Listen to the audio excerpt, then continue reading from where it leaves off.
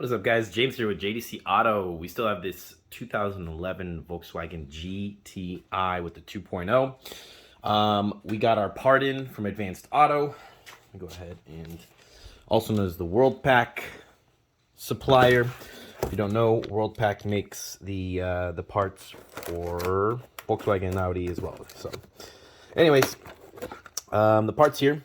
I don't know if this is the exact part number for it. Let's take a look. We were talking about replacing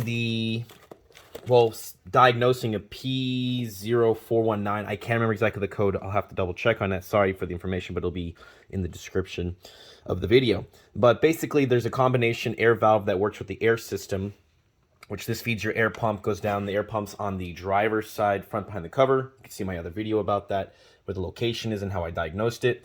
But basically, we diagnosed it to being a combination valve, also known as the secondary air injection combination valve or flow valve or whatever you want to call it. So anyways, this is what it looks like. Let me get it for you. I wish I had a better camera, but not a better camera, but something to hold the camera. So this is the valve here. You're going to have an air sensor that sits in this little hole right here, which we're going to use the old one. And this is the actual solenoid itself. And then, of course, you have the flat part that bolts against the block of the engine. And then, of course, you have a gasket as well. So I didn't see any videos on 2.0s. The part number, doesn't really have a good part number here. 465078, maybe. I'm not sure if that's the right part number for that. Or D, oh, that's location. Oh, part number's right there. 06J131097D as in David. There's the part number. So you guys need for this car. So let's get to it. First thing we're going to get to, well, I'm going to put the part away. And I'm going to go ahead and remove this air box. That's kind of the first step we're going to do here, because the air valve sits right underneath it. And I'll show you guys here. So what we're going to do is we're going to go ahead. These ones specifically, this customer decided to modify his own air box, because this is not a factory air box. He decided to put a conical air tube, I guess for more horsepower for him, a better airflow, which is fine, whatever. You know, this cut their box, so you can't reuse it. So these are actually just pressed in here. There's little rubber fittings that just pressed in, so you don't have anything to do there. And the only other thing we're going to do is I'm going to take off this, I'm going to go ahead and take this off, and I'm going to undo this screw right here. I'm just going to get this whole part from this band all the way down, taken out. I don't know if I tightened it or not. I did tighten it just because I was driving it. So I'm going to get that taken out. So I'm going to remove that screw. I'm going to take off this connector here. I like to get a little, because when you push this, it should come out, but it doesn't. So I'm going to get a little pick and put it underneath there and open it up and pull this connector off. And then I'm going to take off this whole piece. So we'll be right back. All right, now with the air box out of the way, gives you full visual access to the pump. So, oh, don't want to lose that clamp. So air box out of the way. Now we get to the clamp, or not the clamp, but you get to the pump. It's the actual part. Just here, you can see it has the same exact portion of it, and this is your lines. These ones go right down to the air pump, which is down there, and then this is the intake line. This is the output line. Basically injects extra air for emissions. So we're gonna go ahead and get this taken out. What I'm gonna do first is I'm gonna get this connector. Oops, sorry. I'm gonna get this connector off of this. So I'm gonna pop this connector off. Which actually, just kidding. I'm just gonna do that. So connector's off, and I'm going to take off the one for the, oh, I'm so sorry about the video, guys. So I'll take this one off, and then I'm going to go ahead and take this one off next here. So you should just be able to pinch these on the back here. And of course, some of these get so old, they're hard to get off. So these ones you should just be able to press the back here, and it should lift up the front. And it should slide it off. But of course, give me a hard time. I'm going to use two hands for this. So I'm going to go ahead and get that connector off, and we'll be right back. All right, now with both connectors off, I'm just going to take them and set them to the side here. Now I'm going to go ahead and take off the intake hose here. So all you got to do is you'll see like this little tooth part here. Just go ahead and squeeze, pull that back, and set this to the side. Oh, you know what? As well, we also have a break in this hose. So we're going to need to get this hose replaced too. So yeah, that's another reason why we could have any issues as well. Is I don't think that broke right now, but the hose is definitely dry. Wow. Yeah, but that may have been, this is also another reason. This solenoid is also giving us a problem, but this hose as well. We got to replace this hose. So I'm going to go ahead and find this hose, and I'll get the part number for it. We're going to replace this hose and this solenoid here. But let me get to the next part here. Now, you may not need to do this, but I'm going to go ahead and do this. I'm going to take out the battery just to give me a little extra space here so I can get a good camera view on the inside for you guys. You may not need to do that, but anytime you're working on electronics, a lot of people like to do that. So I'm going to go ahead and take off the battery right now. So undo the 2 terminals here.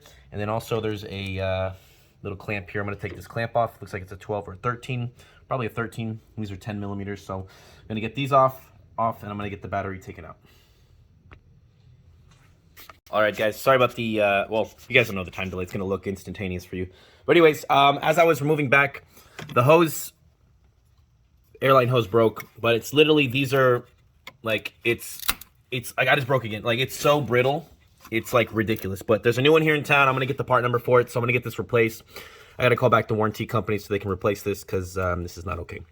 Anyways, so looking at the, to get to the bolts in this one, it looks like there's 3 bolts. So how I referenced is I went by the part. So if you grab the part, you can kind of see what holds it on there. Looks like you have 1, 2, 3 bolts that hold on this assembly here. So you have 1, 2, 3, and then you have like that. Oh, that's the output line. But there's a screw point here for something to screw in the way. And when as I was looking at it, this is what I had to do. So there's this coolant hose that runs underneath here, and it's bolted into it. So I actually took out the first bolt. There's one that sits right, you can kind of see right there. I took it out. And then there's actually one right below it. You see the one to the right here at the end of my finger? I'm going to take that one out as well. Those are both holding on this, let me zoom out, sorry. It's holding on this coolant line here, which appears to be blocking the lower bolt. So let's look at the 3 bolts we need to take out. So number 1, you can see it there in the back, straight back in the middle of the video, right there. We gotta take that one out. And then we gotta take out the, if I can get this one here. Sorry about the camera angle, guys. I'm just trying to get you so you can see. But there's another one. So there's one there. There's one there. And then there's one behind this coolant hose, as you can see. So you have the one in the middle of the screen. And then there should be one behind this coolant hose on the bottom. Once we take those 3 bolts out, one there, one there in the back, and then the one that's behind this coolant hose, we should be able to take this part out. So I'm going to take out, I already took out one of those bolts. I got to take out that second one right there that's holding on this coolant line. These are a Torx, shoot, I want to say it's a T30. Let me see. Hopefully it's on here. So these are a T30. So it's a T30 Torx head. You're gonna need to take those out. So I'm gonna go ahead and take those out off camera. So we're gonna take off the 2 to get access to the coolant pump, the coolant hose out of the way. So the one there and the one next to it, they're literally side by side. One's straight and one's kind of at an angle. Those 2, I should be able to push this hose down out of the way, and then I should be able to get access to the 3 bolts. Well, I can already get access to 2 of the 3, but to that 3rd bolt there to get this pump, this solenoid out. Okay, guys. 2 out of the 3 bolts are easy to get. The 3rd one's a little bit difficult. So when I undid these 2 here, so we undid the coolant line, the one that I showed you before, the 2 bolts there. And then there's actually, the coolant line runs underneath, and it actually bolts again here to the front, right there. I took that bolt as well just for a little extra play. And then I needed to lift the line. You have to be really careful because a lot of these are plastic and all that. So be very careful with it. So I had this line pulled up because you can't access the bolt without it. So basically I got this coolant line pulled up a little bit so I get access to the 3rd bolt. And all you really need to keep doing is reference the positioning on your new pump. So just reference the position of it. So I know I was going for this bottom one here, the one closest to my knee right now. So going for that one was the most difficult of the 3. But once you get all 3 out, you got to be patient. You got to feel in there. I put my camera down there. I looked at it. Once you get it, once you're out, though, you're out. So she's loose now. And now I'm going to try to finesse it out here. Boom, just like that. And there's our old pump. And the gasket's actually stuck to it. So I was like, where's the gasket at? The gasket's stuck to it, which is good. So now I'm going to go ahead. You'll see how it sits down in there. So you have the hole in the bottom there. It's just above, so there's 2 pipes. This bottom one, it's just above it, so you can access it. I just needed to pull this one up, the one that I unbolted from it. I had to pull it up just a little bit and kind of get it out of the way. Again, be careful. It is plastic. It does carry coolant, and these are it's probably like a $60 to $100 hose, this little plastic one. So just be careful with it. I have it tie strapped up to the hood strut. and it's just holding it. There's not a lot of force, just enough to keep it up out of my way. I took a small 1/4 inch size with a Torx T30 on it. This is what, about 2-3 inches. And then I have my little adapter with the Torx in it, and I put tape in there so it doesn't fall out. So pretty simple. Once I got that out, sorry it's a little bit blurry, but once I got that third bolt out, I kept all three together. They're all three the same size. You don't need to worry about which order it goes back in. This is the bolt for the front coolant line, and then this is the one bolt for the this one, and I have the other one sitting on my tray over here for the coolant line. But anyways, now that's out, I'm going to go ahead and clean up the surface, and we're going to put on the new one with the new gasket. So I'll get that all mounted up and ready to go. And oh, you know what else we got to swap over? We got to swap over the sensor. So now we have the old one out, we're going to go ahead and swap over. Where did I put the old one? Okay, now we have the old one next to the new one. What we need to swap over is this pressure sensor right here. So these are just held in with the side tabs here. So you just got to basically separate. You got to pull this tab, both of the tabs apart, and pull it out. It's just an O-ring sitting in there, and then we'll transfer it and put it into this one. So I'm gonna go ahead and do that because I can't do it with one hand, and we'll be right back.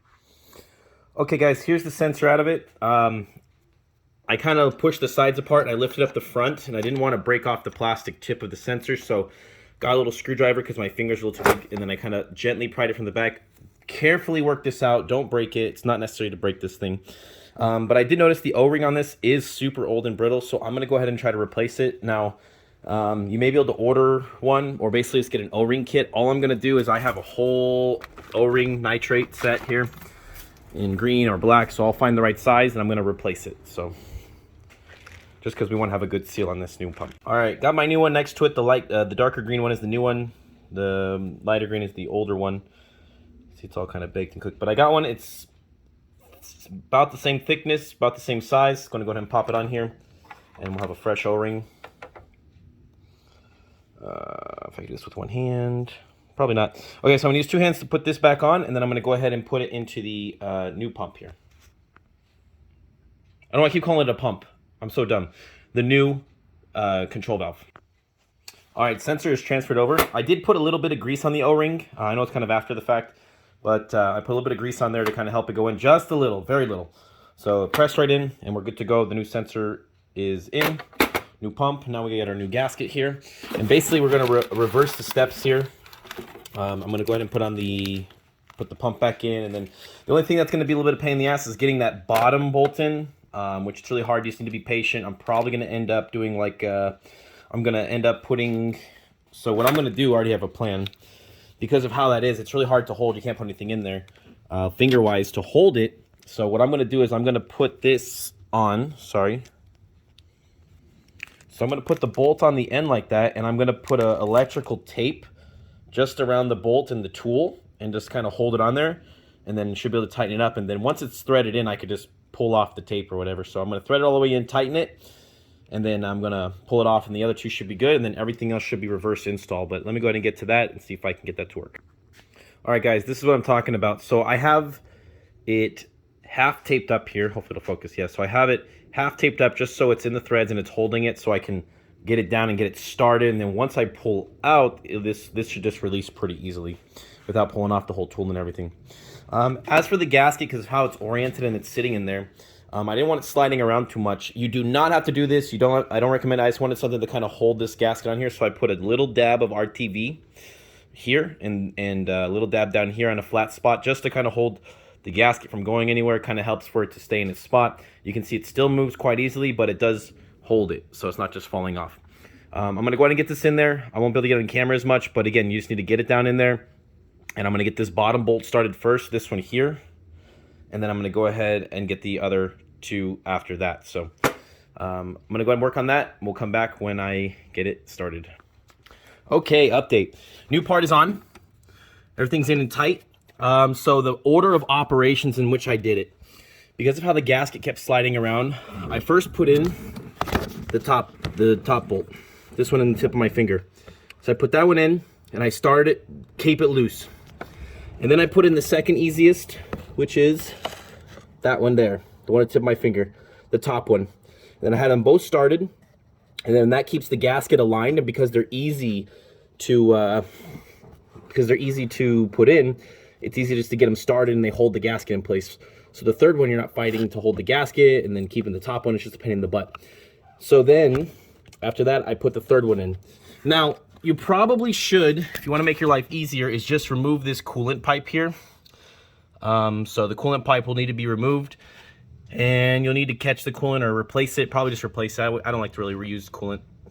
So you replace whatever comes out. By taking this pipe out, it'll make your life so much easier. But again, this piece needs to come up.